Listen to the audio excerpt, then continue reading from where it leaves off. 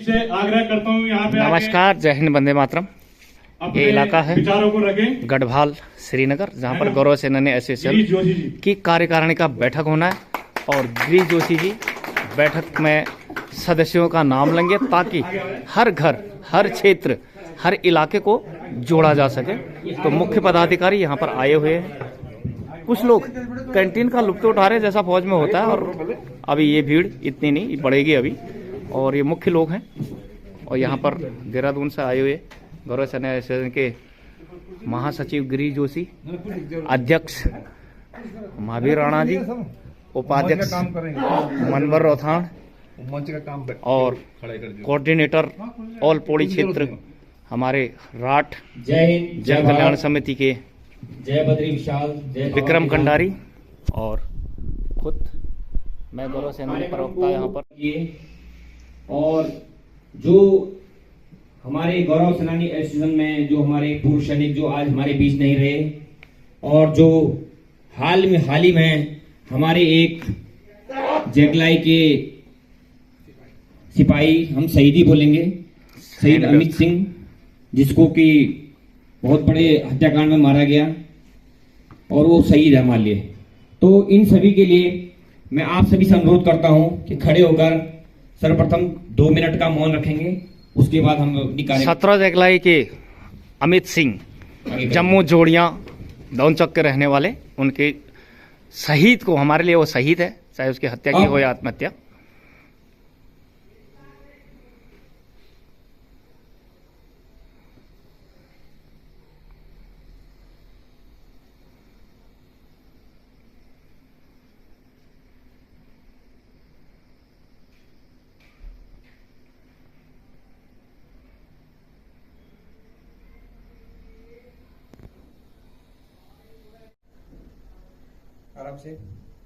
Salute देश के उस महान जवान को जिसने छोटी सी उम्र 5 साल की नौकरी में इस बुराई से लड़ने की हिम्मत रखी और अपनी प्राणों का बलिदान दिया। तो आपकी जानकारी के लिए 17 जेगलाई का जो अमित सिंह है, पिताजी का नाम रतन सिंह, जम्मू जोड़िया का, गढ़वाल के, और उनकी हत्या 33 कोर में थे कर्नल संतोष रावत और नमिसा रावत के सभी गौरव बड्डी कहो, सहायक कहो, नौकर कहो, जो कहो। और वो एक मिस्ट्री है, आप वीडियो में देख सकते हैं। उनकी हत्या सभी क्षेत्रों के घर वालों की तरफ से सेना उसे आत्महत्या कह रही है, लेकिन फर्स्ट दृष्टिया वो हत्या ही लग रही है। उत्तराखंड में पिछले 8 महीनों से एक बहुत बड़ी मुहिम चला रखी है कि उत्तराखंड के एक एक सैनिक को हमने जागरूक करना है। एजुकेशन माफिया, भू माफिया सुना था, ड्रग माफिया सुना था, अब रेत माफिया सुना था, नया स्कैंडल चला है उत्तराखंड में, एजुकेशन माफिया। 60,000 रुपए सब देकर भाग गया, वहां भी नहीं रहा, उसको पता था कि मैं यहाँ रहा हूँ। ये दूसरा किस्सा दून ड्रीमर्स और पुलिस एकेडमी, सजधारा रोड, क्योंकि उनका एडमिशन लिया एलिन करियर इंस्टीट्यूट, ठीक है।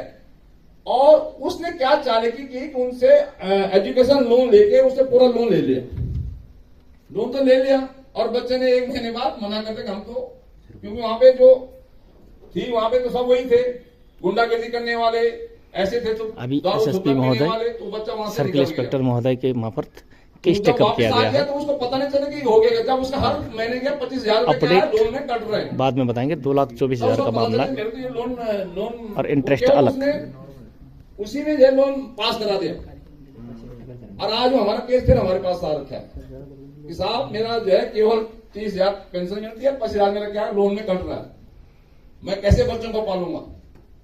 ये केस देहरादून के अंदर हो रहे हैं, जमीन का तो बहुत ही ज्यादा हो रहे हैं। तो कहने का मतलब यह है कि आप लोगों को फाइनेंसर कंपनी से फाइनेंस कराते हैं, ओम बिरला फाइनेंस कंपनी। यहाँ पे भी है, आपने इसेस का मामला, यहाँ पे कई मामले, सेजी का मामला है, इसेस का मामला है, जो भी है। लेकिन यदि हम इसी प्रकार से नफरी रहेगी तो हमको कोई नहीं पूछने वाला। जहां नफरी है, हमें किसी मंत्री के पास जाने की जरूरत नहीं है, किसी जो विधायक के पास जाने की जरूरत नहीं, खुद वो हमारे पास आएंगे। और हम आज इस मंच से मैं ऐलान करना चाहता हूं कि अगले साल जो पंचायत चुनाव हो रहे हैं उसमें हम अपना प्रतिनिधि उठाएंगे, हर क्षेत्र से चाहे वो वार्ड मेंबर है, प्रधान है, जो जिला पंचायत है, हर उठेगा हमारा। क्योंकि जब तक हमारा जो है पंचायत में हमारा जो है बहुमत नहीं होगा तब तक ये हमको पूछने वाले नहीं। संगठन की 2016 में शुरुआत 2016 में बहुत धीमी, तो हम दोनों ने ही आज नंबर 1 पहली मीटिंग मेरे घर पे ही हुई थी। उसके बाद हमारे साथ रोथान साहब जुड़े और आज देखते देखते कम से कम देहरादून में हमारा 2500 से पार का संगठन बन चुका है। तो वैसे यहाँ पर भी है, अगर आज कोई बात नहीं 30, 35, 40 लोग हैं, अगर सब लोग थोड़ा मेहनत से करें तो अगले 6 महीने में ही रिजल्ट देखना। प्रत्येक आदमी अगर 2-4 लोगों को भी इस संगठन में जोड़ेगा, है कि नहीं। हम बाहर भी तो काम करते हैं, लोग नेटवर्क मार्केटिंग में काम करते हैं, एक बड़े महायुद्ध के लिए 6 बनाते हैं बेसिक स्तर पर यहाँ पे पूरे उत्तराखंड में तैयारी। लोगों को अपने साथ जोड़ना एक मजबूती आती है। हम आज देहरादून में खुले घूमते हैं, कभी भी। अभी देखो साहब की बहू को कल ब्लड चाहिए था, वहां लाइन लगी मैं उसमें इंद्रेश में। युद्ध पांडव भी नहीं चाहते थे, सैनिकों की कौरवों ने मजबूर किया। होती है वही स्थिति आज संगठन बन गया, कल आपकी सैनिकों की मारपीट करने आ गया, कुछ भी आ गया, अपना आप ही जस्ट ग्रुप में एक मैसेज डालो, अंतिम अस्त्र क्या होगा 40-50 फौजी पुरुष सैनिक पहुंच जाएंगे। उसके लिए आपको वैसे दम मिल जाएगा अंदर। पहले लोगों को यार मैं तो संगठित करना जरूरी है। और कई लोग देहरादून में ब्लड के लिए तरस रहे हैं। और हमारा आप देख भी रहे होंगे ग्रुप में एक मैसेज पड़ रहा है, वहां हॉस्पिटल में चाहे किसी का भी हो, कोई किसी को जानता है नहीं जानता है, कैलाश में हो, इंद्रेश में हो, 8-8, 10-10 पहुंच जा रहे हैं कि ब्लड किसको देना है। तो ये एक बहुत बड़ी यूनिटी देखी जाती है इसमें। तो ऐसी बन जाती है यूनिटी, ऐसा नहीं कि नहीं बनती है। हम लोग सिंह जी ने हमको ठगा, गवर्नमेंट ने हमको ठगा, लेकिन हमारे कॉन्सेप्ट में हमारे कंधे पर बंदूक रखकर हर एक हिस्सा ले गए। बोलो क्यों? 1973 से पहले आपको पता है 75% पेंशन हुआ करती थी। अब सीपीसी में मर्जिंग जब हुई, पहले कमिटियां होती थी, जिसे आप पोस्टवार पे कमीशन कहो 1947 का, 1960 का रघुरमैया कमीशन कहो, 1973 में जब पहली बार आप सीपीसी में आए, आपकी 50% पेंशन कम होगी, क्योंकि सेंट्रल गवर्नमेंट की सबकी पेंशन कितनी होती है? 50%। लेकिन उसकी लंबी सर्विस होने के कारण वो अपने अंतिम इंक्रीजमेंट तक पहुंचता है, इसलिए उसकी पेंशन अच्छी होती है।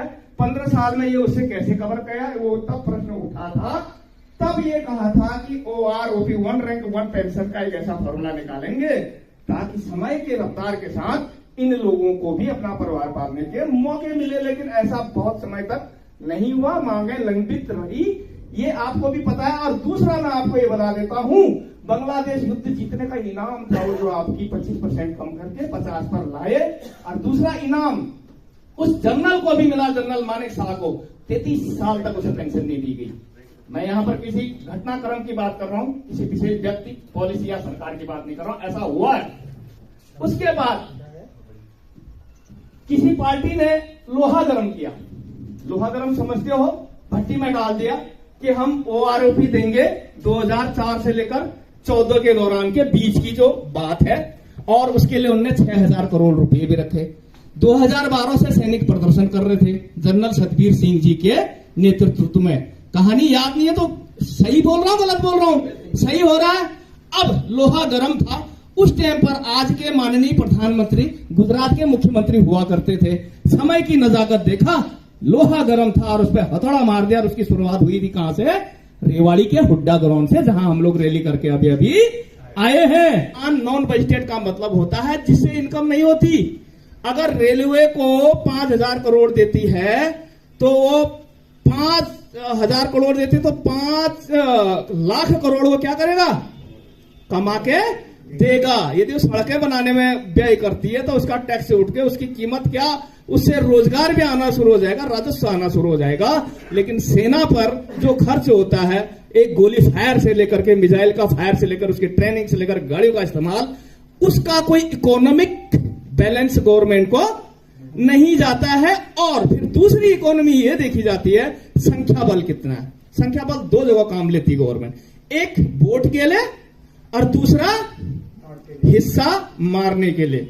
कहने का मतलब अगर 1000 जवान एक यूनिट में है, कितने, और उनके 10-10 रुपये बढ़ा दो। सरल सी भाषा का इस्तेमाल कर रहा हूं, यदि बेसिक किसी को जानना है वो यहां लाए, मैं मौखिक ही समझा दूंगा अगर वो कोई क्वेश्चन करना चाहता है किसी भी संदर्भ में एट एनीथिंग।